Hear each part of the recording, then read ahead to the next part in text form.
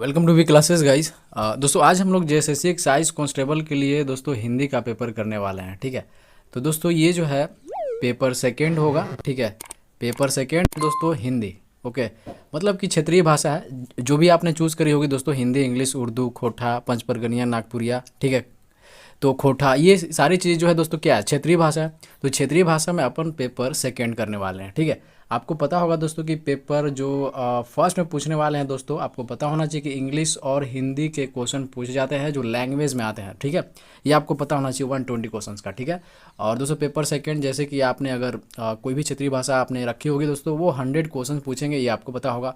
और बताना चाहता हूँ दोस्तों कि पेपर थर्ड में जो है दोस्तों झारखंड जी के जनरल नॉलेज, ठीक है, जनरल साइंस, ठीक है, और मैथमेटिक्स, ये आपसे पूछे जाएंगे दोस्तों पेपर थर्ड में। ओके, तो दोस्तों जो है सेशन को शुरू करने से पहले अपन क्या कर लेते हैं कि थोड़ा सा डिस्कस कर लेते हैं दोस्तों सिलेबस के बारे में। ठीक है, तो आपको पता होगा दोस्तों सिलेबस के बारे में कि जो है ये 36 भाग को जो है दोस्तों हम लोग कवर करना है। ठीक है, और कृतिका भाग 2। ठीक है, 36 भाग 2 और कृतिका भाग 2 को दोस्तों हम लोग कवर करेंगे हिंदी में। ठीक है, और कुछ ग्रामर्स के क्वेश्चंस रहेंगे तो मैं अभी डिस्कस करने वाला हूं। तो दोस्तों 36 भाग 2 में हम लोग काव्य खंड को देखेंगे, जिसमें कि उधो तुम हौ अति बड़भागी सूरदास का दोस्तों। ठीक है, राम लक्ष्मण परशुराम संवाद तुलसीदास का है। ठीक है, डार द्रम पलना, ठीक है, आत्मकाव्य जयशंकर प्रसाद का, उत्साह अट नहीं रही, और ये सूर्यकांत त्रिपाठी निराला का है। फसल यह तंदुरित मुस्कान, ये नागार्जुन का है। छाया मत छूना मन, ये गिरिजा कुमार माथुर का है। कन्यादान दोस्तों ये ऋतुराज का है। और संगतकार दोस्तों मंगलेश डबलकर का है। ठीक है, डबराल का है।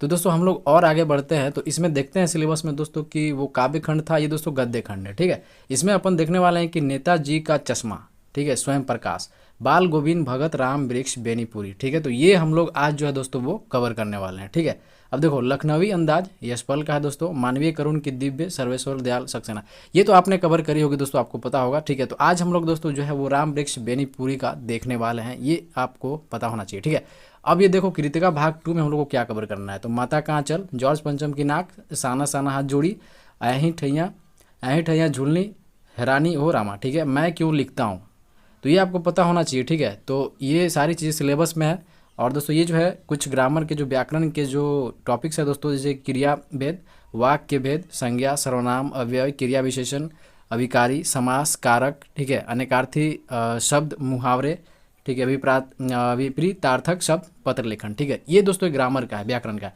बाकी जो है दोस्तों आज हम लोग राम वृक्ष बेनीपुरी जी का कहानी जो है दोस्तों वो करने वाले हैं। तो कुछ हम लोग थ्योरी कर लेते हैं, उसके बाद हम लोग क्वेश्चन आंसर पे डायरेक्ट आएंगे। ठीक है, तो ये थ्योरी क्लास है थोड़ा सा। ठीक है, ये थ्योरी है, उसके बाद हम लोग क्वेश्चन आंसर करने वाले हैं।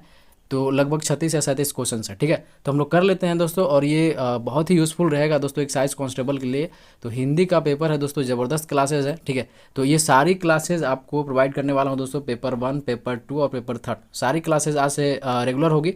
और दोस्तों मैं बताना चाहता हूँ कि प्रीवियस ईयर पेपर आपने नहीं देखा हुआ तो प्रीवियस ईयर पेपर जरूर देखो। ठीक है, तो प्रीवियस ईयर पेपर दोस्तों बहुत ही इंपॉर्टेंट रोल करता है आपके नेक्स्ट एग्जामिनेशन के लिए। ठीक है, तो चलो हम लोग टाइम को ना गवाते हुए दोस्तों सेशन को शुरू करते हैं। और जो भी मेरे चैनल पर नया है दोस्तों वो सब्सक्राइब जरूर करेंगे। ठीक है, टेलीग्राम से लिंक जरूर करेंगे। ठीक है, चलो बात करते हैं दोस्तों यहाँ पे राम वृक्ष बेनीपुरी जी का जो जन्म है दोस्तों वो कब हुआ था, तो 1899 ईस्वी में।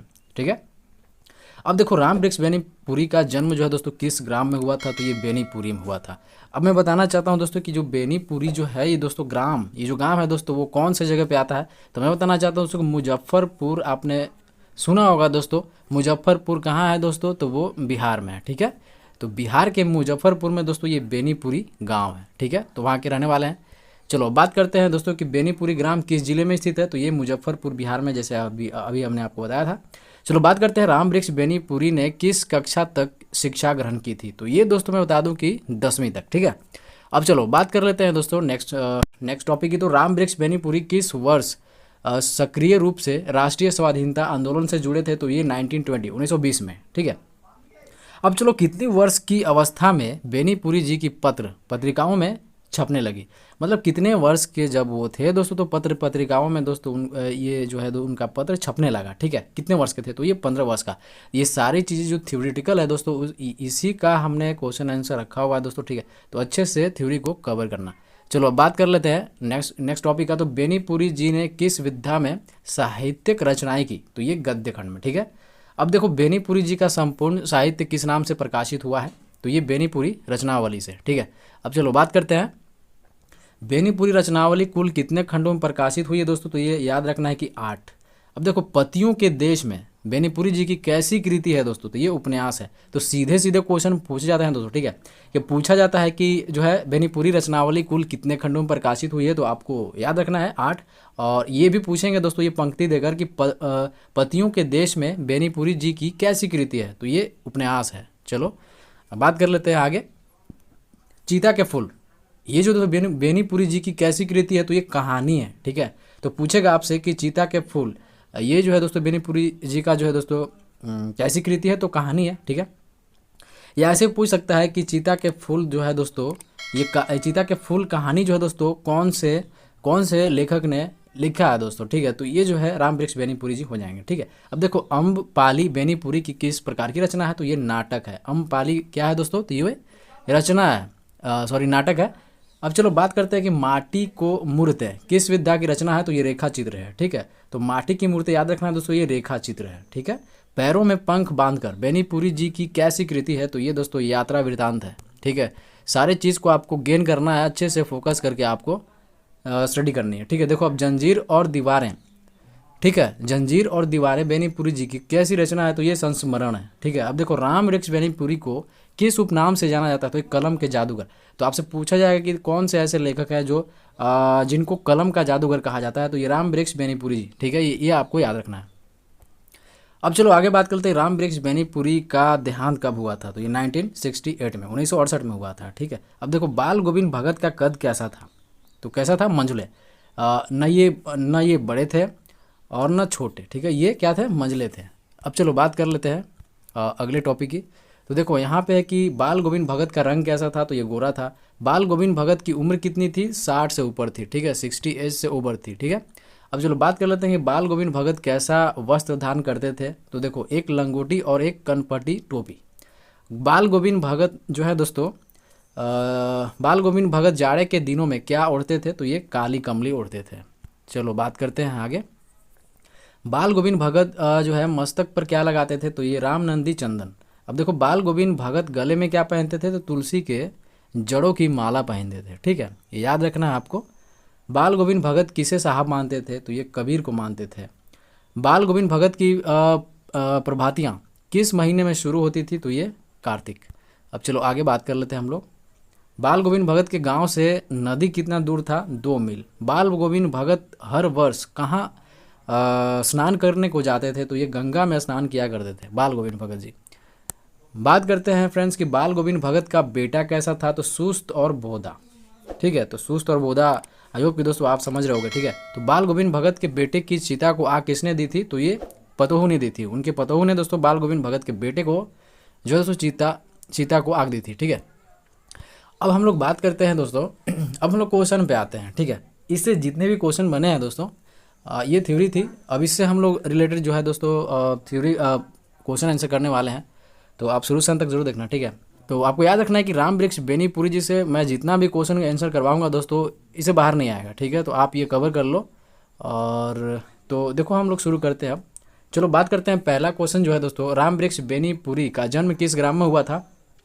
तो अभी हमने थ्योरी करी थी, तो इसमें दोस्तों Benipuri, C option will be right answer of this question.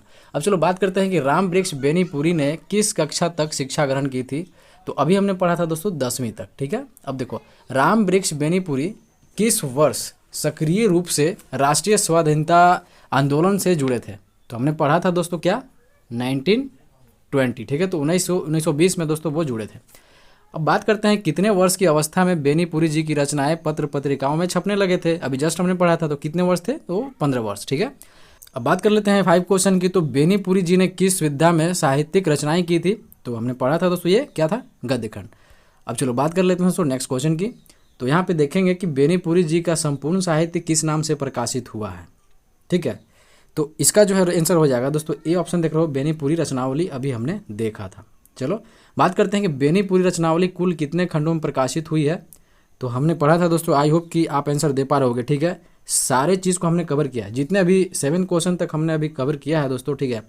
और भी बहुत सारी क्वेश्चन हमने जो थ्योरी करवाई है उसी के बेस पे हमने क्वेश्चन आंसर को रखा हुआ है दोस्तों, ये सारी चीज़ें हैं। ठीक है, तो आई होप कि दोस्तों आप समझ पा रहे होगे और क्वेश्चन का आंसर दे पा रहे होगे। ठीक है, तो ये कितना हो जाएगा 8।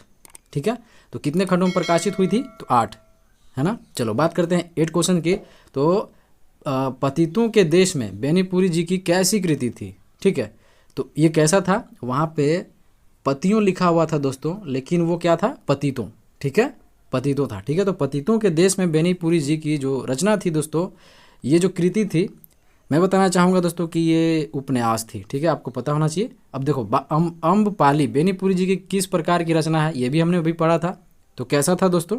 ठीक है, तो ये जो था दोस्तों नाटक था। ठीक है, चलो बात करते हैं कि माटी की मूर्तें किस विधा की रचना है, ये भी हमने कवर किया हुआ है। तो दोस्तों ये जो है रेखा चित्र था। ठीक है, अब चलो बात कर लेते हैं क्वेश्चन की। तो देखो पैरों में पंख बांधकर बेनीपुरी जी की कैसी कृति है, ये भी हमने अभी कवर करी थी। ठीक है, तो ये हो जाएगा दोस्तों यात्रा वृत्तांत। ठीक है, अब देखो जंजीर और दीवारें। ठीक है, जंजीर और दीवारें बेनीपुरी जी की कैसी रचना है, ये भी हमने अभी कवर करी थी। तो ये दोस्तों संस्मरण। ठीक है, देखो राम वृक्ष बेनीपुरी को किस उपनाम से जाना जाता था, तो कलम का जादूगर। ये दोस्तों इंपॉर्टेंट है। ठीक है, ये जरूर आएगा, देख लेना। अगर राम वृक्ष बेनीपुरी जी के बारे में अगर पूछा जाए तो ये जरूर पूछा जाए कि राम वृक्ष बेनीपुरी को किस उपनाम से जाना जाता था, तो ये कलम के जादूगर थे, इनको कहा जाता है। ठीक है, अब देखो राम वृक्ष बेनीपुरी का देहांत कब हुआ था, तो इनकी जो मृत्यु हुई थी दोस्तों वो 1968 में, 1968 में। ठीक है, अब चलो बात करते हैं कि बाल गोविंद भगत का कद कैसा था। बाल गोविंद भगत का कद कैसा था दोस्तों, तो ना वो बड़े थे, ठीक है, ना बड़े थे, आपको पता होगा, ना बड़े थे दोस्तों और ना छोटे थे। ठीक है, तो ये कैसे थे, मंझले थे। ठीक है, आपको याद रखना है कि ये क्या थे, मंझले थे। अब चलो बात करते हैं बाल गोविंद भगत का रंग कैसा था, तो क्या था, गोरा था। अब देखो बाल गोविंद भगत की उम्र कितनी थी, तो हमने अभी पढ़ा था कि 60 से एबव था, तो 60 से ऊपर है। देखो बाल गोविंद भगत कैसा वस्त्र धारण करता था, तो अभी हमने पढ़ा था दोस्तों कि एक लंगोटी और एक कनफटी टोपी जो है दोस्तों, वो वस्त्र धारण इस तरीके से किया करते थे, ऐसे वेशभूषे में रहते थे। ठीक है, अब देखो बाल गोविंद भगत जो है दोस्तों जाड़े के दिनों में क्या ओढ़ते थे, तो काली कमली। ठीक है, C option will be right answer of this question. ठीक है, अब चलो बात करते हैं बाल गोविंद भगत मस्तक पर क्या लगाते थे, तो रामनंदी चंदन। ठीक है, बाल गोविंद भगत गले में क्या पहनते थे, तो तुलसी के जड़ों की माला। ये सारी चीज़ें हमने कवर करी है। ठीक है, आई होप कि आप आंसर दे पा रहे होगे। ठीक है, देखो बाल गोविंद भगत कैसा जीवन व्यतीत कर रहे थे, तो कैसा जीवन व्यतीत कर रहे थे दोस्तों, ये जो है गृहस्थ थे। ठीक है, बाल गोविंद भगत किसे साहब मानते थे, तो क्या पढ़ा था हमने, कबीर को। चलो ठीक है, अब बात करते हैं दोस्तों। फ्रेंड्स अगर आप मेरे चैनल पर नए हो तो आप सब्सक्राइब लाइक जरूर करेंगे। ठीक है, क्योंकि जो भी अपडेट्स और वीडियोस लेटेस्ट आएंगे दोस्तों जेएसएससी एक्साइज कांस्टेबल से रिलेटेड, वो सबसे पहले आप तक मिलेगी। ठीक है, चलो बात करते हैं कि बाल गोविंद भगत किनके गीतों को गाते थे तथा उनके आदेशों पर चलते थे। ठीक है, तो ये कौन थे दोस्तों, तो मैं बताना चाहूँगा दोस्तों कि बी ऑप्शन देख सकते हो, कबीर। देखो बात करते हैं कबीर पंथी मठ जो है दोस्तों बाल गोविंद भगत के घर से कितनी दूर थी, तो ये जो है दोस्तों 4 कोस हो जाएगा राइट आंसर। ठीक है, देखो आषाढ़ की बारिश में औरतें क्या लेकर खेतों में मेड़ पर बैठती थी। ठीक है, तो मेड़ जो होता है दोस्तों आपने देखा होगा, बांध को बोलते हैं। ठीक है, जैसे खेत में आपने देखा होगा कि बांध, छोटे छोटे बांध होते हैं, बड़े बड़े बांध होते हैं, उसको दोस्तों मेड़ बोलते हैं। ठीक है, तो आषाढ़ की बारिशों में दोस्तों औरतें जो लेकर बैठती थी, वो क्या लेकर बैठती थी, तो बताना चाहूँगा दोस्तों कि जो वो कलेवा लेकर बैठती थी। ठीक है, अब देखो बात करते हैं फ्रेंड्स की जो है भादों की अंधेरी रात में बाल गोविंद भगत कौन सा गीत गा रहे थे। दोस्तों अभी हमने कलेवा का जिक्र किया। ठीक है, जो औरतें बैठती थी बांध पे, मेड़ पे, लेकर बैठती थी कलेवा। कलेवा का मतलब होता है दोस्तों कि उनके घर वाले अगर वो खेत में काम कर रहे हैं दोस्तों, तो उनके लिए खाना पीना जो होता है वो लेकर बैठती थी। ठीक है, तो कलेवा का मतलब ये होता है। ठीक है, अब चलो बात करते हैं कि भादों की अंधेरी रात में बाल गोविंद भगत कौन सा गीत गा रहे थे, तो वो जो गीत गा रहे थे दोस्तों, गोदी में पियवा चमक उठे सखिया चिहुक उठे ना, ये जो सी ऑप्शन है राइट रहने वाला। ठीक है, अब देखो बाल गोविंद भगत की प्रभातियाँ किस महीने में शुरू होती थी, तो कार्तिक में, ये हमने पढ़ा था। अब देखो बाल गोविंद भगत की प्रभातियाँ किस महीने तक चलती थी, किस महीने तक चलती थी, ये इंपॉर्टेंट है। तो ये दोस्तों फागुन के महीने तक चलती थी। ठीक है, अब देखो बात कर लेते हैं कि बाल गोविंद भगत के गाँव से नदी की दूरी जो है दोस्तों कितनी थी, वहाँ वे स्नान करने जाते थे। वो गंगा में स्नान करते थे, ठीक है। अभी जो क्वेश्चन हमने करी थी दोस्तों, थ्योरी जो हमने करी थी उसमें था कि वो कहाँ पे दोस्तों वो नहाने जाते थे रेगुलर, तो वो दोस्तों गंगा नदी में नहाने जाते थे, ठीक है। तो इसमें पूछ रहा है कि बाल गोविंद भगत के गांव से नदी की दूरी कितनी थी जहां वे स्नान करने जाते थे, ठीक है। तो 2 मील था दोस्तों, ठीक है, आपको याद रखना है। अब चलो बात कर लेते हैं फ्रेंड्स अगले क्वेश्चन की। तो गर्मियों की शाम में बाल गोविंद भगत क्या गाते थे, ठीक है। तो वो जो गाते थे दोस्तों वो संझा गाते थे, ठीक है, संझा। चलो देखो बात कर लेते हैं कि बाल गोविंद भगत के कितने बेटे थे। तो हमने कवर करी है, ठीक है। तो बाल गोविंद भगत के जो बेटा था दोस्तों वो एक था, ठीक है, वो भी बोधू था। अब बात कर लेते हैं कि बाल गोविंद भगत का बेटा कैसा था।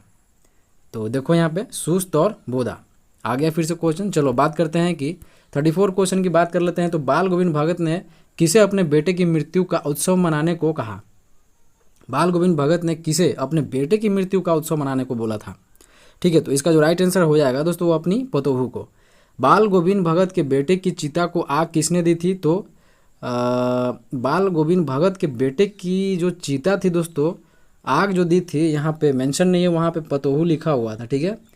तो आई होप कि दोस्तों यहाँ जो है मैं बोलना चाहूँगा कि 35 का बी हो जाएगा, मतलब कि पत्नी थी, ठीक है। अगर मान लो बाल गोविंद भगत की ये पतोहू है तो दोस्तों जो उसका बेटा है बाल गोविंद भगत का जो बेटा है तो वो क्या लगेगी औरत, तो वो पत्नी लगेगी, है ना। तो ये B option will be right answer of this question. चलो बात करते हैं कि बाल गोविंद भगत हर वर्ष कहाँ स्नान को जाते थे। ये स्थान है, सॉरी, तो ये स्नान हो जाएगा, ठीक है, ये स्नान। तो डेली कहाँ स्नान करने जाते थे, तो वो गंगा में स्नान करने जाते थे, आपको पता है। चलो ठीक है। तो दोस्तों आई होप कि दोस्तों आपने बहुत कुछ गेन करी होगी, ठीक है। तो हमने पहले तो हमने दोस्तों आपको सिलेबस के बारे में बोला है दोस्तों। सारी सिलेबस तो आपको पता होगा, ठीक है। तो सिलेबस के हिसाब से हम लोग सारे जो राइटर हैं दोस्तों, लेखक हैं, तो जितने भी गद्य खंड और काव्य खंड जो हैं दोस्तों उसको हम लोग कवर करने वाले हैं। फिर उसके बाद ग्रामर को भी शुरू करेंगे बहुत जल्द। तो पेपर सेकेंड में जिसका भी हिंदी होगा दोस्तों वो टेंशन ना ले। पेपर सेकेंड में हिंदी जो है दोस्तों, हिंदी से आपका जो है कोई भी क्वेश्चंस जो है वो छूटने वाले नहीं है। तो फिर मेरे साथ कनेक्टिविटी बनाए रखेंगे, ठीक है। तो आगे से दोस्तों सारी क्लासेस आपको मिलेंगी, ठीक है, सारी क्लासेस मिल जाएंगी, ठीक है। पेपर 1, पेपर 2 और पेपर 3 तीनों क्लासेस यहाँ कंप्लीट करी जाएगी विथ प्रैक्टिस सेट और विथ प्रीवियस ईयर, मतलब कि जो भी है मोस्ट एक्सपेक्टेड क्वेश्चन के साथ साथ मैं यहाँ पे प्रीवियस ईयर क्वेश्चन भी कराता हूँ। तो आप मेरे साथ कनेक्टिविटी बनाए रखेंगे और टेलीग्राम से जरूर लिंक करेंगे, वहाँ पे PDF की सुविधा होती है और डे टू डे दोस्तों जो भी लेटेस्ट अपडेट होते हैं वो हम लोग कवर करते हैं, तो वो आप तक पहले पहुँचेगी, ठीक है। तो चलिए मिलते हैं दोस्तों नेक्स्ट वीडियोज़ में लेटेस्ट अपडेट के साथ। तब तक के लिए धन्यवाद।